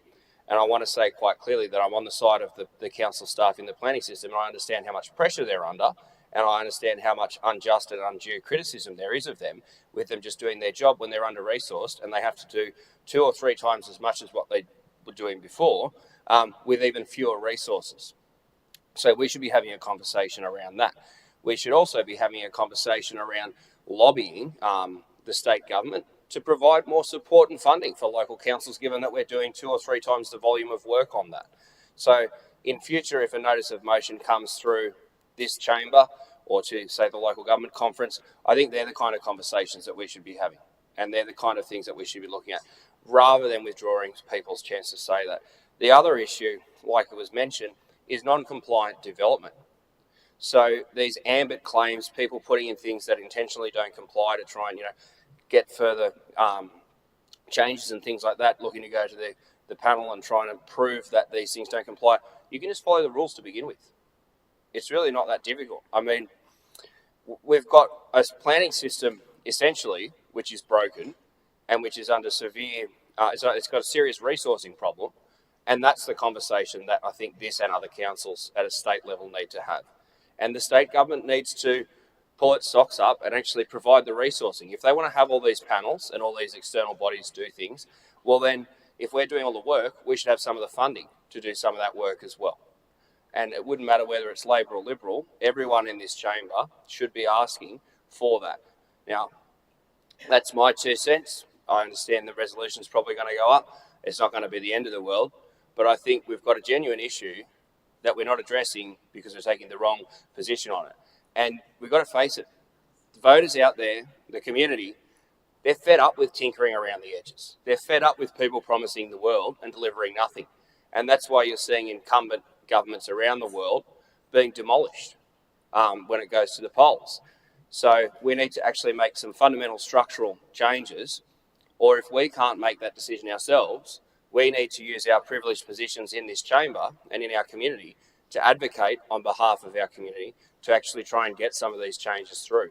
So I think in the longer term, let's try and look at the resourcing for our council, whether that's internal or external, and let's look at some of the ways that we can try and put some pressure on the state government to provide some support for our planning staff, whether it's at this council or other councils. And the other thing is, the developers and the development industry need to follow the rules. We have to follow the rules when we're living our own life in our own work, when we're on the road, when we're doing things. There is an accepted public standard. There is legislation that governs it. We've got standards. We've got rules to follow. It should be the same whether you're a developer or just average Joe Blow citizen. So I'm not opposed in concept to things going through the planning panel faster or more people getting their pools and sheds approved and all that sort of stuff. But I want us to actually look at the real fundamentals, look at the foundations, and look at how we can play what even maybe a very minor role in actually changing some of those things, rather than just slightly changing a policy here or there, and maybe a handful of things go through that otherwise wouldn't have. And as Councillor Eaton said, the panels make the assessment anyway, so the submissions do not determine what the staff put up or what the consent authority decides. Thanks, Councillor McGregor. Councillor Millen.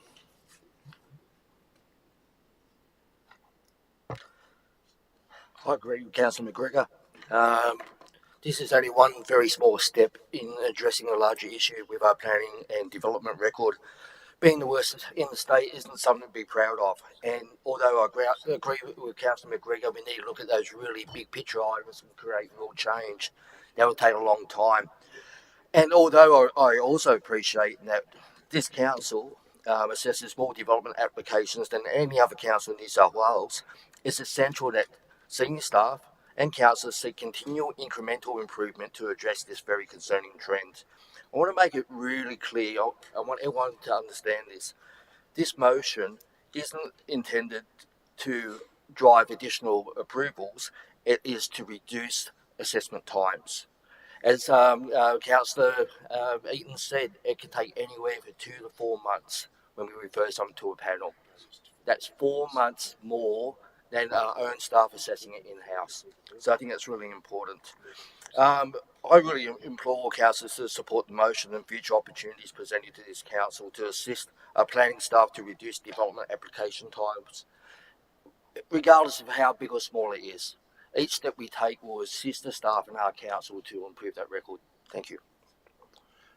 Thank you. Through you, Mr. Mayor.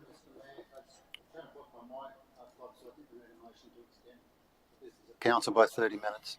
Make I don't 15 do so with any great joy, but that's the rules. Yeah.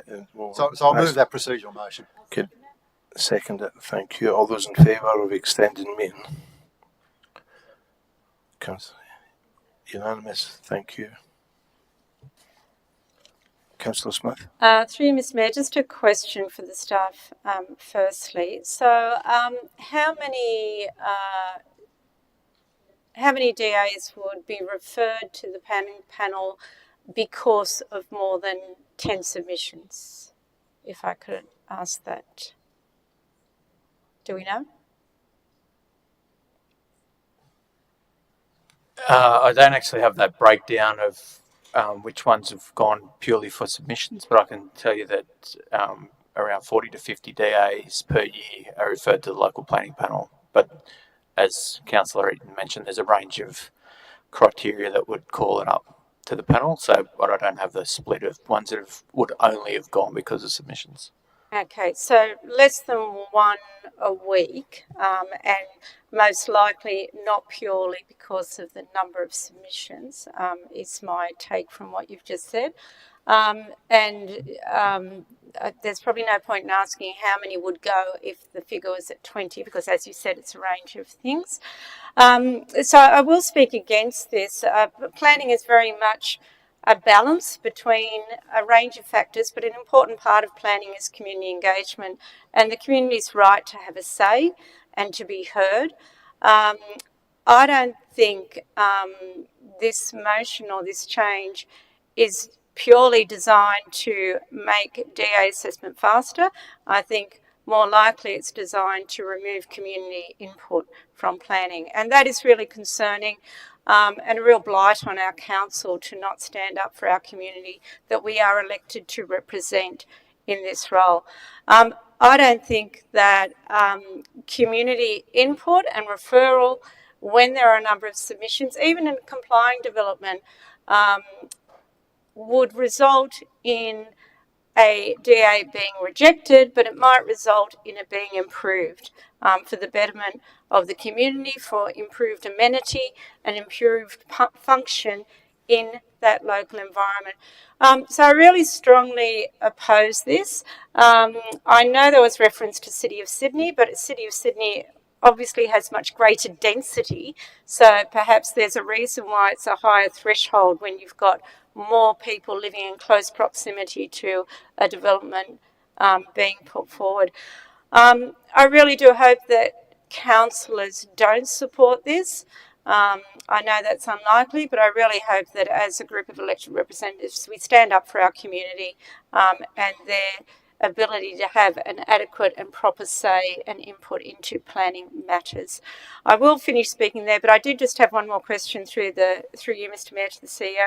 What is our policy on notification for DAs, if I may ask? Through you, Mr. Mayor. Sorry, Councillor Smith, can you be do we more notify specific? Adjacent landholders across the road, within a 1 kilometre? Everything that's all, my understanding is all adjoining. By post box? Yeah, I'm not sure. I can only comment on what we did when I was in this role previously, and it was by letter. Unless it's changed, I will say that it's the same. It was a letter to adjoining properties surrounding the development, including across the road and behind. Okay. Can I just ask, Mr. Lader, how long ago were you in that role? Sorry, how long ago? It was 5 years. But yeah, I don't have the intricate details of how we actually undertake that notification. I apologise. Okay, thank you. I will follow up with a information request on that one. Thank you. I just looked it up on the website, so you probably don't need a information request. You can Thank you. Oh, and what was the answer? Very long and convoluted, depending on the type of activity it is. There's never an easy answer to that. Oh, send me an email, Mr. CEO. I'll flick it through. Councillor Milland. Apologies, I know it's getting late. Just a quick question through you, Mr. Mayor, to the Director. I just want to clarify, we're not saying that people can't make this submission on a development application. All we're saying is it'll be assessed by a council staff. Is that correct, if this motion is endorsed? Through you, Mr. Mayor, Councillor Milland. My understanding of the motion is that the submissions policy will specify a minimum of 20 unique submissions before it's referred to the panel. Other than that, it will still be determined by staff, providing that it doesn't hit any of the other threshold criteria that require it to go to the panel. And residents can still make submissions? And residents can still make submissions, yes. Thank you. Thank you.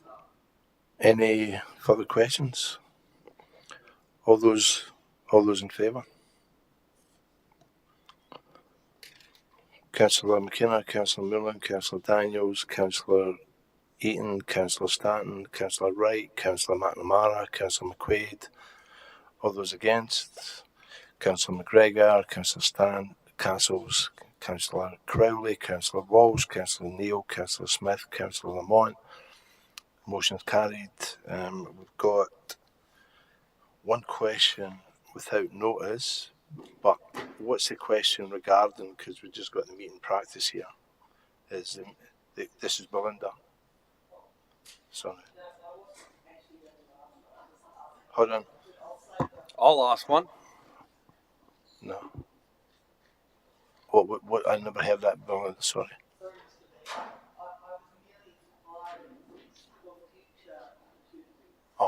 But I think that Councillor McGregor would like to ask a question without notice. Don't worry, it's not a tricky one, and it's to one of our best directors. So for the Director of Roads, I did want to submit this, but I didn't get it in on time. Could the Director of Roads either, not tonight, but at a future meeting? Miss Councillor McGregor, if it's not relevant, was it on the agenda tonight? It's a question without notice, so it can be anything. A question must not be asked at a meeting of council unless it concerns a matter on the agenda of the meeting. Well, it's in regards to roads. Roads are on the agenda, aren't they? Roads, rate and rubbish, that's our core business. Man. No. So don't worry, it's okay. It's not a bad one. It's a good one. It's a chance for him to show all the good work he's doing. Believe me. All right, jump in quick. Okay, to the Director of Roads, not tonight, but at a future meeting, either December or next year, could you provide an update on the roadworks at Dean Street? Dean Street, Narara, that is. That's all. He's doing a good job. His staff are doing a good job. I want him to show how good they're going. Thank you. All right, meeting's finished at 10:07. Thank you very much.